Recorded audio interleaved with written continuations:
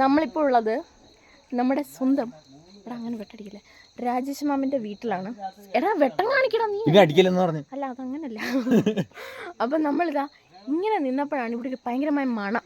അപ്പം നമ്മൾ പാല പൂത്തതാണോ അതോ പാലക്കാരുടെ എന്തെങ്കിലും പൂത്തതാണോ എന്ന് അറിയാൻ വേണ്ടിയിട്ട് ഞങ്ങളിവിടെ നോക്കുമ്പോഴത്തേക്ക് നിറച്ചും അങ്ങ് പൂത്ത് നിൽക്കുക. ഇങ്ങോട്ട് കാണിച്ചു തരത്തില്ല വെട്ടം കാണിച്ചേ. നിറച്ചും പൂത്തിങ്ങനെ നിൽക്കുകയാണ് ഈ സാധനം.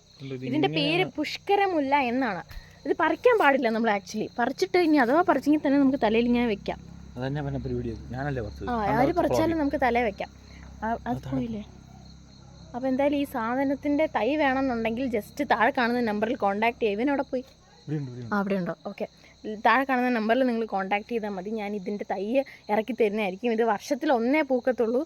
പക്ഷെ പൂക്കുന്നാണ് നിങ്ങളുടെ മാനിഫെസ്റ്റേഷൻ നടക്കും അല്ലേ? അത് ഞാൻ കൈ നിട്ടത് അങ്ങനെയൊന്നും ഇല്ല കേട്ടോ. നീ എങ്ങനെ ഉണ്ടെന്ന് പറയേണ്ട പറയുന്നത്. അതെ, നല്ല കിടിലൻ സാധനമാണ്. നല്ല മണം.